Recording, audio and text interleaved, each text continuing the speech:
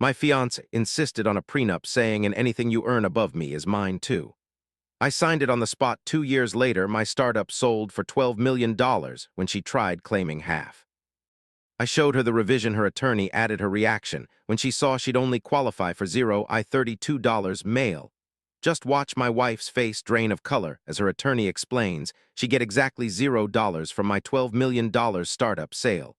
The prenup she demanded, the one she was so proud of negotiating, the one that was supposed to secure her financial future, had just locked her out completely. And the best part, her own lawyer added the clause that destroyed her 2 years ago. Vanessa, 29, and I were 6 months away from our wedding. I was running a software startup, grinding 80-hour weeks, eating ramen, pouring every dollar back into the company. She worked in marketing at a mid-sized agency, making $65,000 a year, comfortable, but not wealthy. I was making $48,000 on paper, paying myself just enough to survive, while the company grew one night over dinner.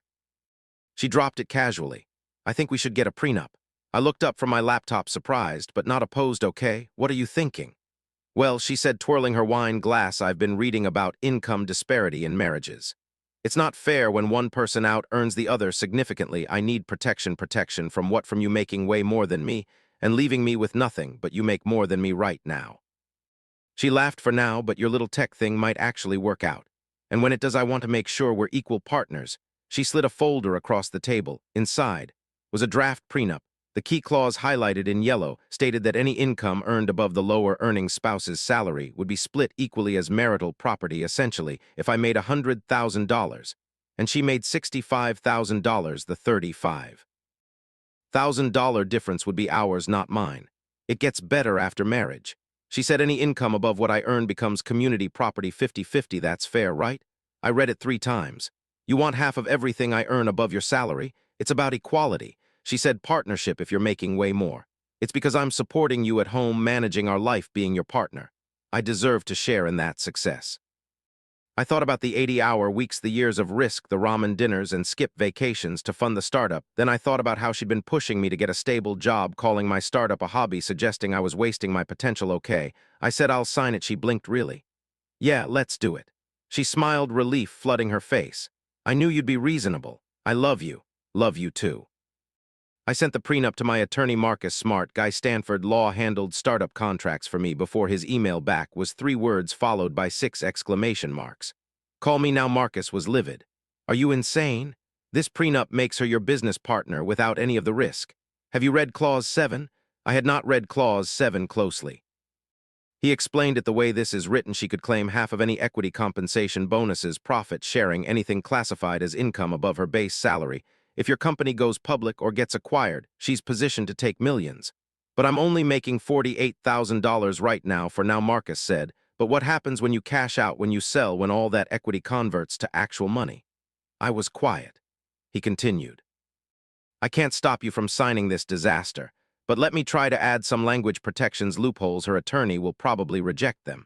But we have to try. Go for it. Marcus went to work. 3 weeks of back and forth between attorneys. Vanessa was frustrated with the delays. Why is this taking so long? It's a simple agreement. Just standard legal review. Your lawyer wants to make sure you're protected. I said, which was technically true. Finally, the revised prenup came back. Marcus called me immediately. Her attorney added everything I suggested, everything. I don't know if he didn't read my revisions carefully or if he's incompetent, but he added the exact language I needed specifically. The income sharing clause now explicitly defines income as earned salary, wages, and regular compensation. It specifically excludes capital gains, investment returns, business equity sales, stock options, and asset liquidation. Marcus, you're a genius. I'm a cautious genius. This might still blow up in your face, but at least you won't be financing her retirement with your company sale. Vanessa and I signed the prenup a week before the wedding. She was thrilled, kept saying how progressive we were, how modern, how this protected both of us. I agreed with everything. Our wedding was beautiful. I won't lie, standing at that altar, I had doubts. Was I marrying someone who saw me as a paycheck? But she looked stunning, and I loved her, and I convinced myself. I was being paranoid. The first year of marriage was fine, good. Even my startup was growing. We raised a series around. I started paying myself $85,000 according to the prenup. The $20,000 above her salary was split equally. She got an extra $10,000 that year, which she spent on a trip to Bali with her girlfriends. I said nothing. Year 2 things accelerated. We closed a huge contract with a Fortune 500 company. My salary jumped to $120,000. She quit her job to be an influencer, started a lifestyle blog, made maybe $15,000 that first year, according to the prenup, the $105,000 difference meant. She was entitled to $52,500. I paid it quarterly. She bought a new Mercedes designer handbags, renovated our guest bathroom still. I said nothing. Then came the offer, October 15th, a Tuesday. I was in back-to-back meetings when my co-founder texted, "Tech giant wants to buy us 12 milliners me car cut after investors and co-founders split $6. 8 million. I sat in my car in the parking lot for 30 minutes just breathing. 7 years of work of risk of ramen and stress and doubt had just converted into generational wealth.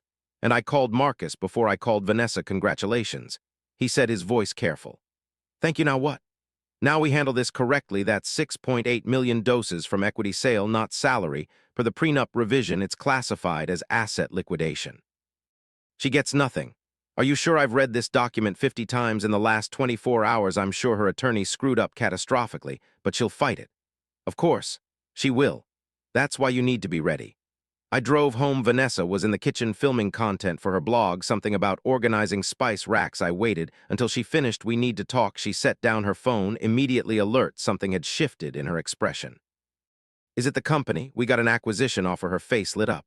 Oh my God, how much? My share is $6.8 million. She screamed, actually screamed, jumped up and down, knocked over a jar of paprika. We're rich. We're millionaires. This is amazing. I need to call my mom. Wait, Vanessa. She froze at my tone. We need to talk about the prenup. What about it? The income sharing clause. Right, she said slowly, so I get half of the amount above my salary. So that's like what, 3 million? She already had a calculator out. No, her smile faltered. No, the acquisition sale isn't classified as income under the prenup terms. It's an asset liquidation. What does that mean? It means the income sharing clause doesn't apply to this money. Her face change went hard. You're joking. I wish I was. I pulled out my phone, opened the prenup PDF, scrolled to the revision section. 4.2, subsection C, income, is defined as earned salary, wages, and regular compensation, specifically excluded capital gains, investment, returns, business equity sales. She grabbed my phone, read it 3 times. Her hands started shaking. This can't be right. My lawyer wouldn't have agreed to this. Your lawyer added this revision. Vanessa, he negotiated this specific language. We have the email chain. She called her attorney right there, put him on speaker. Charles, I'm reading the prenup section 4.2. Did you add this exclusion about equity sales? Long pause. Yes. His voice was tight. That standard protective language for entrepreneurs. It ensures business assets built before or during marriage can't be. You told me this prenup would protect me. It does protect you within the bounds of salary income, but a startup sale isn't salary income. So I get nothing. Another pause based on this language.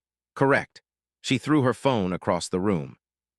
It shattered against the wall. Update 1. The screaming lasted 3 hours. Vanessa went through every stage of grief at hyper-speed. Denial. This has to be wrong. We'll find another. Lawyer. Anger. You set me up. You planned this. You manipulated me. Bargaining. I supported you. I believed in you. You owe me this. Depression. I gave up my career for you. I have nothing now. More anger. I want a divorce. You're a monster. I hope you choke on that money. I sat on the couch, calm, quiet, letting her cycle through it. Around midnight, she collapsed on the floor, exhausted. You knew, she whispered, you knew this whole time. I knew the prenup existed. You read the revisions. I read what my attorney advised me to understand. You tricked me. I signed what you demanded, every word of it. She looked up at me with pure hatred. I will destroy you in court. You're welcome to try. We have clear documentation. You demanded this prenup. Your attorney negotiated every clause. You signed it voluntarily. There's no fraud, no coercion, just consequences. She moved into the guest room that night. The next morning, I found her on the phone with a divorce attorney, loud enough for me to hear. Yes, he's hiding assets. She said there has to be a way to break this prenup.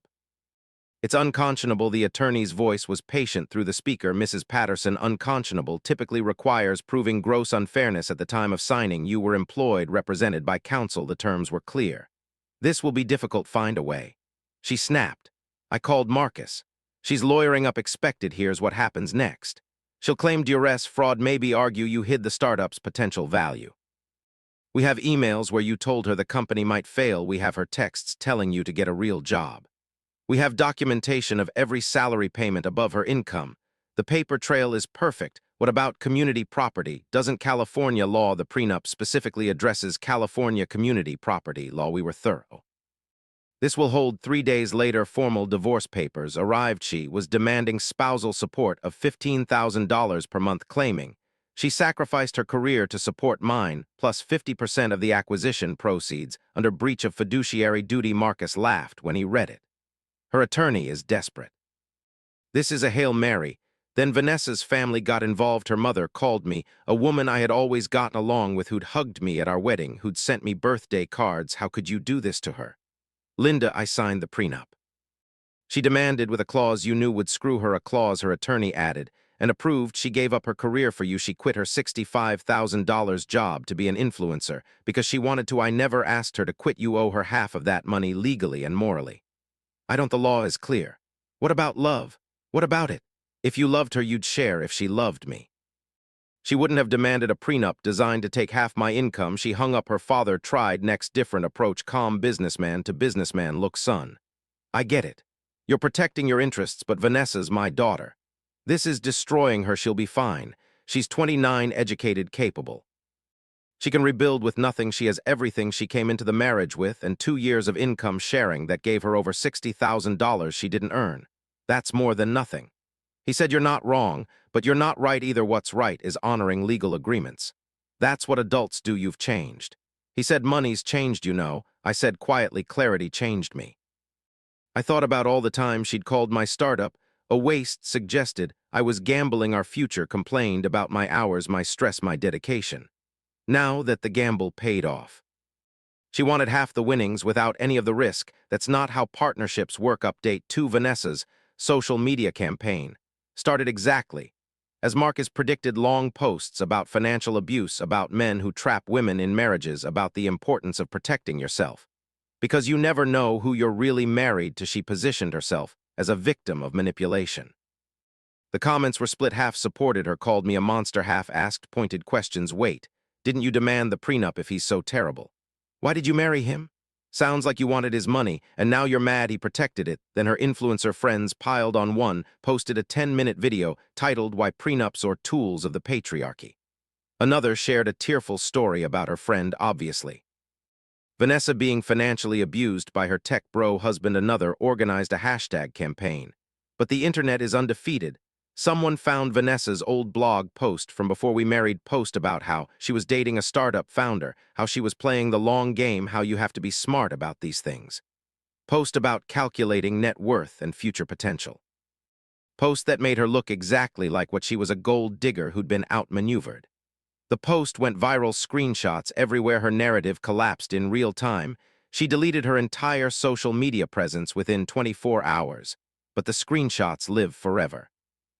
Her attorney filed a motion for emergency spousal support. The argument was that she'd become accustomed to a certain lifestyle, and I had a duty to maintain it.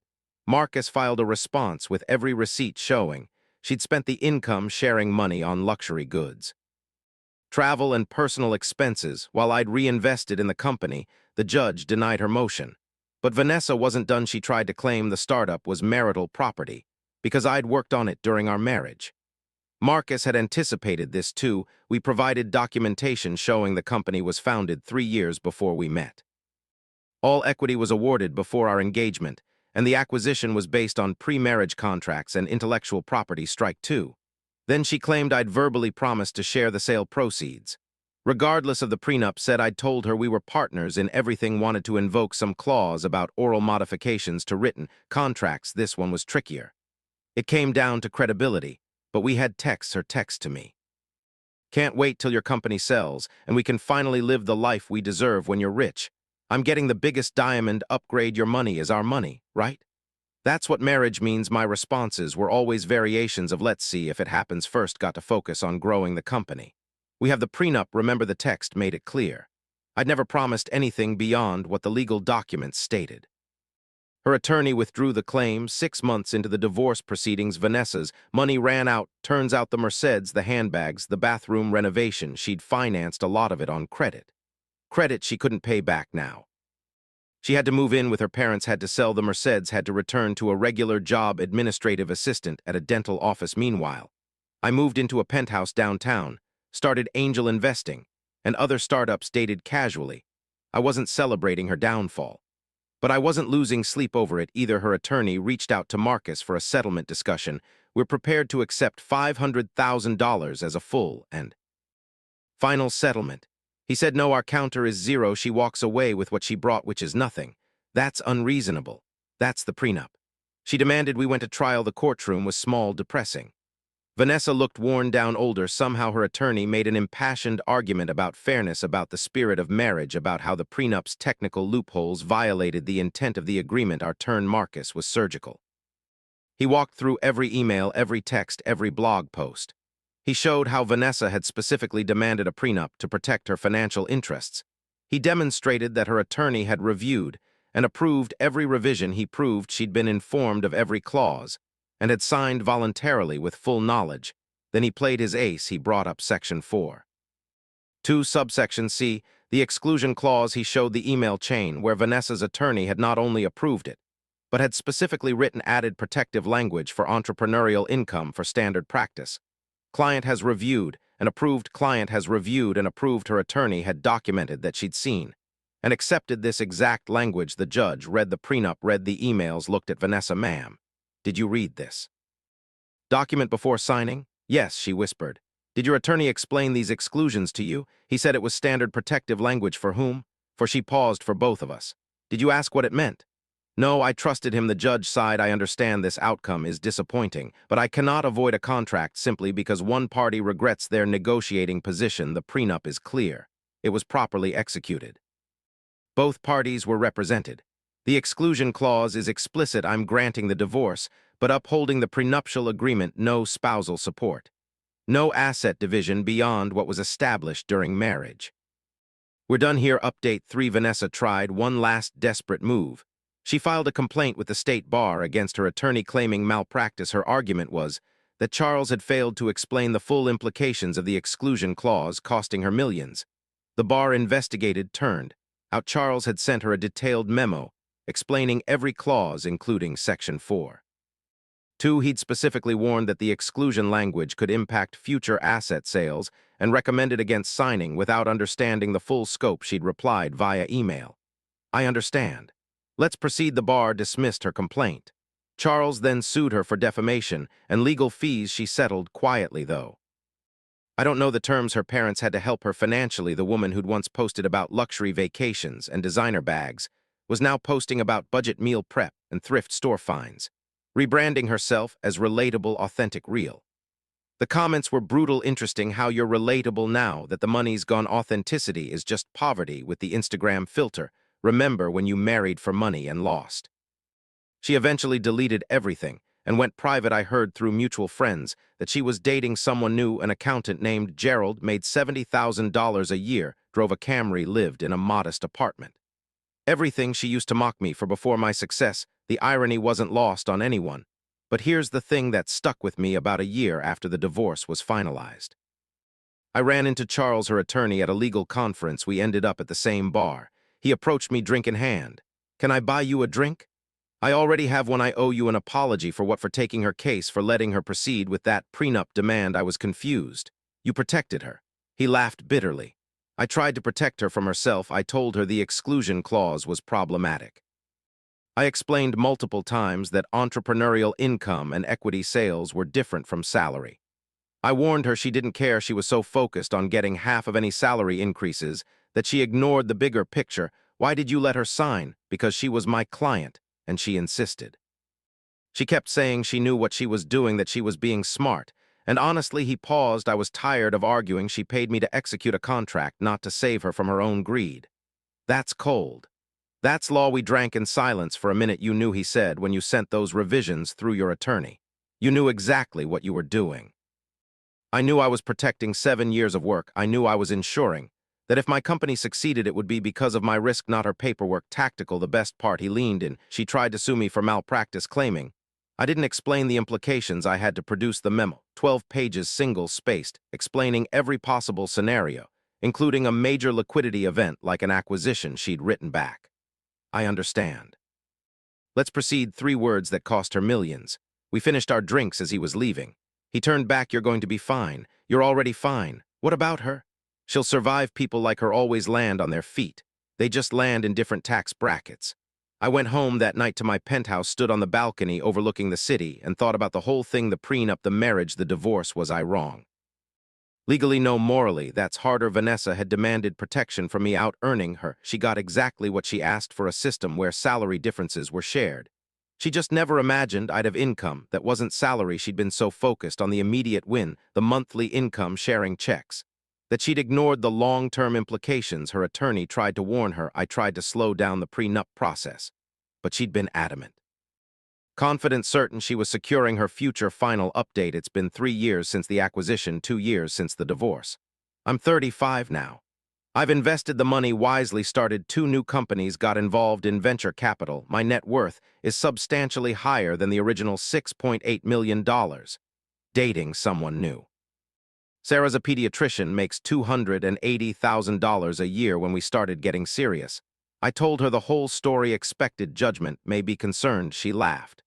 So you married someone who saw you as a retirement plan, and you managed to protect yourself with her own paperwork. That's impressive. We're not engaged yet, but we've talked about marriage. She brought up a prenup without me asking. I think we should keep our finances mostly separate. She said I've worked too hard to build my practice to risk it in a divorce. Not that I'm planning one, but smart. Agreed. We drafted something simple. What's yours is yours. What's mine is mine.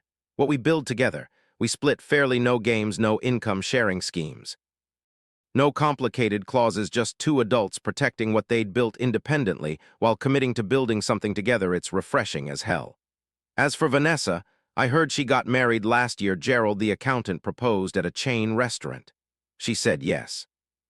They bought a house in the suburbs, a 3-bedroom starter home. She's pregnant with their first kid. Her Instagram is back private, but mutual friends show me the occasional post. She seems happy, different, quieter, less flashy, but happy. Part of me feels guilty, not for protecting my assets, that was necessary, but for the fact that my success came at the cost of her plan. Then I remember the texts, the blog posts, the calculations. I remember her calling my startup a waste of time, telling me to get a real job, suggesting I was irresponsible for taking risks. I remember how she only saw a value in the work once it converted to dollars, and the guilt fades. She didn't want a partner. She wanted a paycheck with a personality, and when the paycheck came, she learned the difference between love and leverage. Marcus sent me a message a few months ago. Saw Vanessa's new husband hired a lawyer. They're doing a prenup before the baby comes. Apparently he's protecting his pension, and 401k. Irony's beautiful, isn't it? It really is. The lesson here isn't about prenups or money or startup sales. It's simpler than that. When someone shows you they value your wallet more than your character, believe them. When someone demands protection from your success, question why they're assuming you'll succeed. And they'll deserve credit. When someone's love is conditional on your earning potential, walk away, or at least protect yourself in writing. That prenup Vanessa demanded, best investment I ever made, not because it saved me $6.8 million. Though that's nice, but because it revealed exactly who I'd married before kids. Joint mortgages and decades of entanglement. She wanted a shortcut to wealth instead. She got a masterclass in contract law. Some people married for love, some married for money. Vanessa married for money and ended up with neither. I married for love and learned to protect both 3 years later. I'm not angry anymore. I'm just grateful to Marcus for his paranoia and precision, grateful to Charles for documenting everything, grateful to Vanessa for insisting on the one document that would eventually free me, and grateful to 29-year-old me, stressed and scared and swimming in ramen dead, who read that first prenup draft and thought something's wrong here. Let's fix it. That instinct saved my life. To anyone reading this who's facing similar pressure, similar demands, similar red flags, trust your gut, hire a good attorney, read every word, and remember that love doesn't come with invoices, payment plans, or income sharing clauses. The right person wants to build wealth with you, not extract it from you. Vanessa taught me that the expensive way. But hey, some lessons are priceless, even when they cost you a marriage. P.S. The $12 million startup. I sold it because the acquiring company offered absurd money for tech they couldn't build themselves. But the patents, the core IP, the real innovation, I kept it. Started a new company with that tech 6 months after the acquisition closed. Current valuation $40 million, still not salary, still protected, still mine. Vanessa, if you're reading this, congratulations on the baby. I mean that sincerely.